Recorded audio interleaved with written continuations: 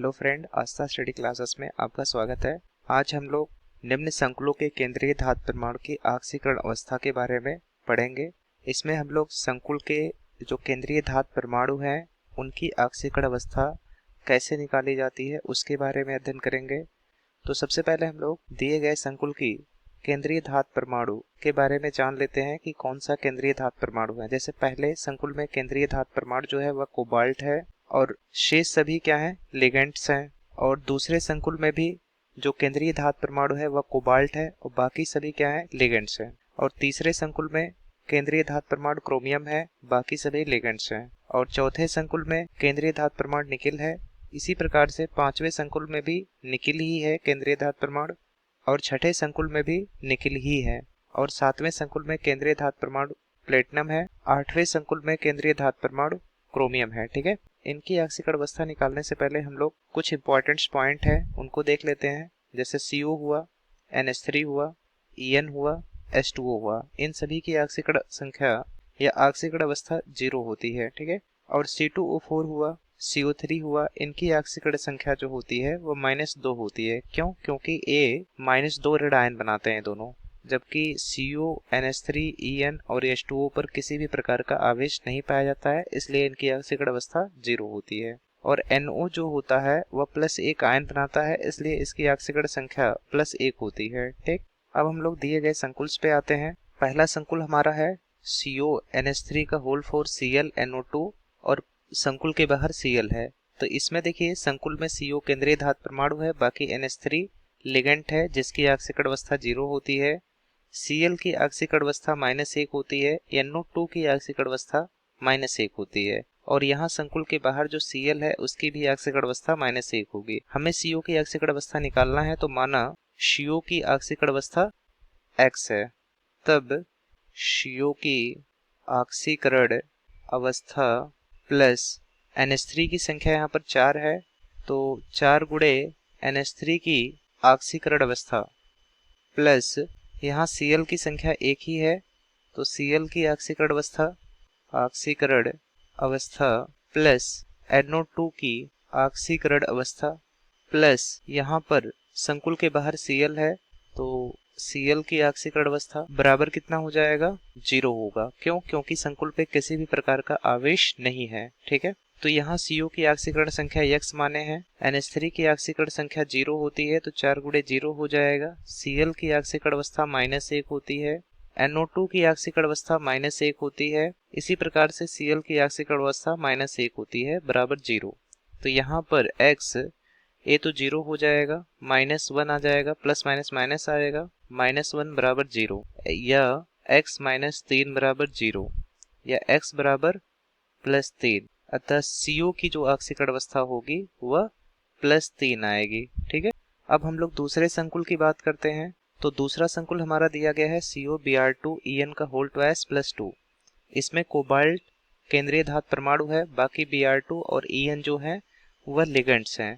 तो इसमें Br की जो ऑक्सीकरण अवस्था होती है -1 और En की ऑक्सीकरण अवस्था 0 होती है। तो माना कोबाल्ट की ऑक्सीकरण अवस्था X है, तो X प्लस Br की संख्या यहाँ पर 2 है, तो 2 गुणे Br की ऑक्सीकरण अवस्था प्लस En की संख्या यहाँ पर 2 है, 2 गुणे En की ऑक्सीकरण अवस्था बराबर इस पूरे संकुल पे 2 धनावेश है, तो बराबर क्या हो जाएगा, +2। यहाँ पर देखिए X प्लस 2 गुणे ब्रोमीन की ऑक्सीकरण अवस्था -1 प्लस 2 गुणे En की ऑक्सीकरण अवस्था 0 होती है, बराबर +2।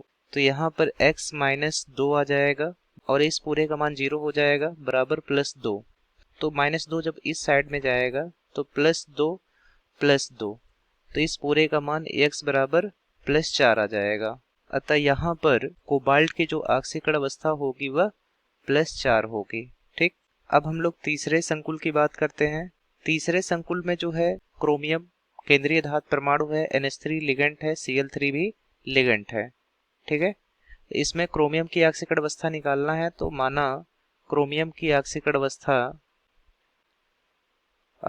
अवस्था Y है, तब Cr की ऑक्सीकरण अवस्था प्लस NH3 की संख्या यहाँ पर 3 है, 3 गुणे NH3 की ऑक्सीकरण अवस्था NH3 की ऑक्सीकरण अवस्था प्लस यहाँ Cl3 की भी संख्या 3 है, तो 3 गुणे Cl की ऑक्सीकरण अवस्था, और इस पूरे संकुल पे किसी भी प्रकार का आवेश नहीं लगा हुआ है, इसलिए बराबर 0 होगा।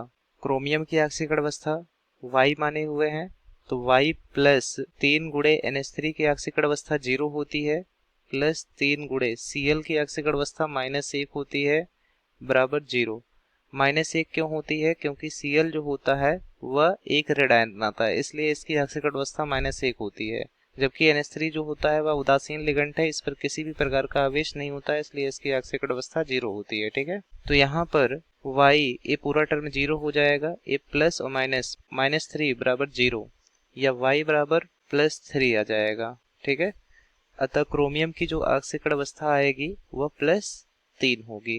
ठीक, हमारा अगला संकुल दिया गया है NiCl4, पूरे संकुल पे 2 ऋण आवेश, इसमें निकिल केंद्रीय धातु परमाणु है और Cl जो है वह लिगेंड है, और इस लिगेंड की ऑक्सीकरण अवस्था -1 होती है। ठीक, तो हमें निकल की ऑक्सीकरण अवस्था निकालना है, तो माना निकिल की ऑक्सीकरण अवस्था X है, तब X प्लस 4 गुणे Cl की ऑक्सीकरण अवस्था बराबर इस पूरे संकुल पे 2 ऋणावेश है। देखिए 2 ऋणावेश है तो बराबर -2 हो जाएगा, तो x प्लस 4 गुणे Cl की ऑक्सीकरण अवस्था -1 होती है, बराबर -2, तो x माइनस 4 बराबर -2, तो x बराबर यहाँ -4 था, इधर जाएगा तो +4 हो जाएगा, +4 -2, तो इस पूरे का मान कितना आ जाएगा?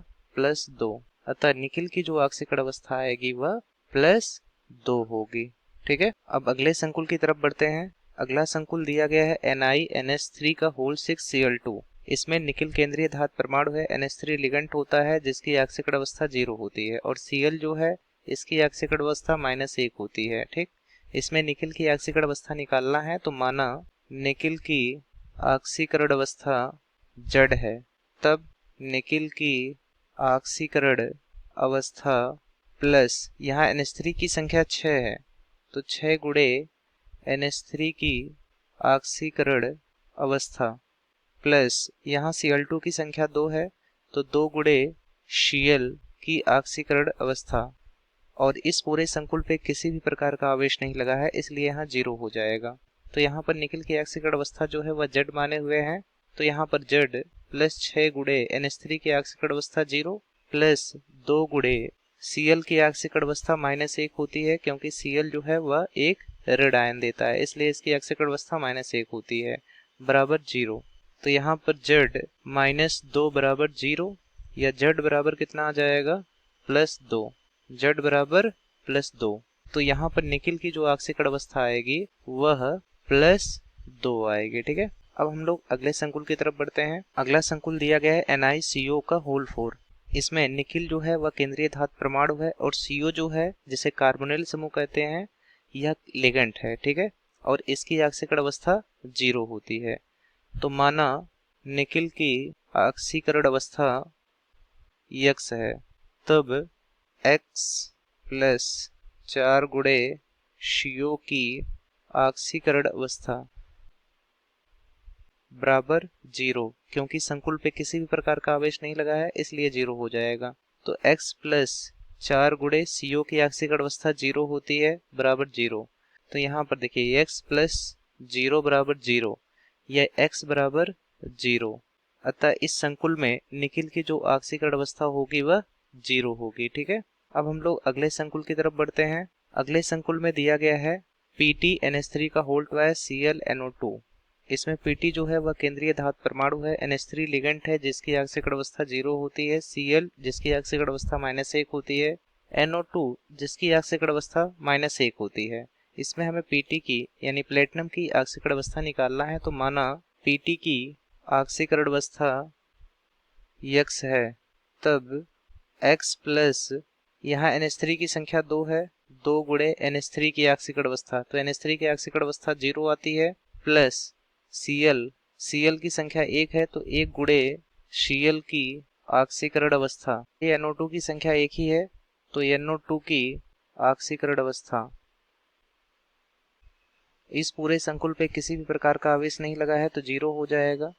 तो x प्लस 2 गुणे 0 और प्लस 1 गुणे Cl की आक्सीकरण अवस्था -1 होती है, प्लस NO2 की आक्सीकरण अवस्था -1 होती है, बराबर 0। तो यहाँ पर x -1 आ जाएगा, -1 आएगा बराबर 0। तो x -2 बराबर 0 या x बराबर +2 आ जाएगा, x बराबर +2 आ जाएगा। ठीक है, तो यहाँ पर जो प्लेटिनम आया हुआ है, प्लेटिनम की आक्सीकरण अवस्था +2 होगी। ठीक, अब हम लोग अगले संकुल की तरफ बढ़ते हैं। अगला संकुल जो दिया गया है वह है K3Cr2O4 का होल थ्रायस। ठीक है, इसमें पोटेशियम जो है वह 1+ आयन देता है, इसलिए इसकी आक्सीकरण अवस्था जो होगी वह +1 होती है। यहाँ Cr केंद्रीय धातु परमाणु है और C2O4 जो होता है वह द्वितंतुल लिगेंड है जिसे ऑक्सलेट आयन बोलते हैं और इसकी आक्सीकरण अवस्था -2 होती है। ठीक है, इसमें Cr की आक्सीकरण अवस्था निकालना है तो माना Cr की आक्सीकरण अवस्था x है, तब 3 गुणे पोटेशियम की आक्सीकरण अवस्था प्लस Cr की आक्सीकरण अवस्था। यहाँ पर देखिए Cr नहीं रहेगा, C केवल रहेगा। ठीक है, इसको करेक्शंस कर लीजिएगा। C2 यहाँ पर होगा, क्या होगा, C2O4 रहेगा और ये पूरा लिगेंड जो है 3 बार आया है, तो प्लस 3 गुणे C2O4 की आक्सीकरण अवस्था और इस पूरे संकुल पे किसी भी प्रकार का आवेश नहीं है, इसलिए बराबर 0 होगा। तो यहाँ 3 गुणे पोटेशियम की आक्सीकरण अवस्था +1 होती है और क्रोमियम की आक्सीकरण अवस्था यक्स माने हुए हैं, प्लस 3 गुणे C2O4 की आक्सीकरण अवस्था -2 होती है, बराबर 0। तो यहाँ पर +3 आ जाएगा, +3 प्लस यक्स और 3 का मल्टीप्लाई करेंगे -2 में तो -6 आ जाएगा, बराबर 0। या x -3 बराबर 0 आ जाएगा या x बराबर +3 आ जाएगा। ठीक है, अतः क्रोमियम की जो आक्सीकरण अवस्था होगी वह +3 होगी। ठीक, तो 8वें संकुल में जो है क्रोमियम की जो आक्सीकरण अवस्था आई है वह +3 होगी और 7वें संकुल में +2 होगा। इसमें +3 होगा और इसमें +2 आएगा। ठीक है, पहले संकुल में +3 आया हुआ है कोबाल्ट की आक्सीकरण अवस्था, तो दूसरे संकुल में कोबाल्ट की आक्सीकरण अवस्था +4 आया हुआ है। ठीक है, तीसरे संकुल में क्रोमियम की आक्सीकरण अवस्था +3 आया है और निकिल का जो आक्सीकरण अवस्था आया है वह +2 आया हुआ है। ठीक है, तो यहाँ पर 5वें संकुल में जो निकिल की आक्सीकरण अवस्था आई है वह +2 आया हुआ है और छठे में जो निकिल की आक्सीकरण अवस्था आई है वह 0 आया हुआ है। ठीक है, तो यहाँ देखिए पहले संकुल में Cu की जो आक्सीकरण अवस्था आई है वह +3 है और दूसरे संकुल में कोबाल्ट की जो आक्सीकरण अवस्था आई है वह +4 है। तीसरे संकुल में क्रोमियम की आक्सीकरण अवस्था +3 आई है। चौथे संकुल में निकिल की आक्सीकरण अवस्था +2 आया हुआ है और 5वें संकुल में निकिल की आक्सीकरण अवस्था +2 आया हुआ है। छठे संकुल में निकिल की आक्सीकरण अवस्था 0 आया हुआ है। 7वें संकुल में प्लेटिनम की आक्सीकरण अवस्था +2 आया हुआ है और 8वें संकुल में क्रोमियम की जो आक्सीकरण अवस्था है वो +3 आई हुई है। ठीक है, इस प्रकार हम लोग दिए गए संकुल यौगिकों के केंद्रीय धातु परमाणु की आक्सीकरण संख्या निकाल लिए हैं। ठीक है, आई होप आपको ये समझ में आ गया होगा। धन्यवाद।